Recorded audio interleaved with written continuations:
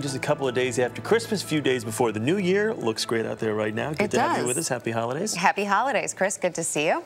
I'm Rebecca Jarvis. Erica Hill is off this morning. And let's get right to it. This morning, retailers counting the sales from the day after Christmas, a hugely important day for them. And so far, it appears to be one of the most profitable days of the holiday season. It is incredible, the numbers that are coming out of this sales season. This latest bump in sales is giving businesses more hope for 2012. Shoppers filled the stores on Monday. I was one of them. It was insane. Actually, somebody described it as a war zone. That was a bit of an overstatement. But anyway, a lot of people exchanged gifts that they didn't want. They spent money they didn't have until Christmas, and Michelle Miller has more. So you guys gonna spend? Yes. Yeah. Kathy Brown's 8-year-old triplets can't wait to spend the holiday gift cards left under the tree.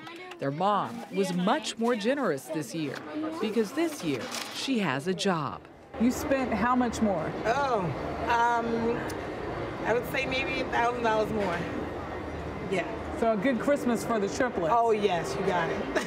And the day after was pretty good too. Take a look at the foot traffic at the Short Hills Mall in northern New Jersey. Good weather and a 3-day weekend helped draw in shoppers. I think it's the returns and the, the good deals. I'm pretty sure the parking lot is filled to capacity. I'm not sure there's a single spot open. We think overall $29 billion today, which may be bigger than Black Friday. Retail analyst Craig Johnson of Customer Growth Partners predicts that consumers will rack up over $500 billion in sales this holiday season. We think it looks pretty good for sustained spending growth for the consumer because consumers are basically much healthier than they were a few years ago. Through mid-December, online sales tallied $32 billion, a 15% increase from a year ago. We've had about 10 kind of individual days of over $1 billion sales. That compares to one day that hit that threshold last year. It's a gift card. A record $28 billion in gift cards were sold this year. Today is the huge self-gifting day, and that means if you're using a gift card, it's like using other people's money, so you don't mind paying full price for stuff. Consumers are expected to bring back $46 billion worth of gifts this week. That's 10% of all holiday sales. Michelle Miller, CBS News, New York.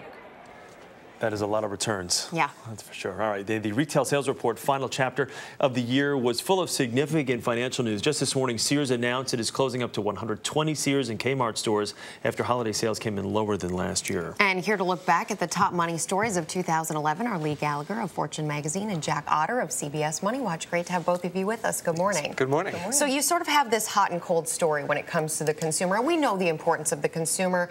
Our sales, what we spend, generates about 70% of the economy. But Chris just mentioned, Sears is closing stores, but on the other hand, you have the consumer spending more money this year. So in your view, Jack, where does this all shake out? Are we in a better place than we were last year at this time? I think we are in a better place, but still, the #1 problem facing our economy is absolutely demand. We were on the sugar high where people were borrowing money from their houses, from their credit card, buying stuff they couldn't afford. So now it's like a sweater that's too big for us. We have to grow into it.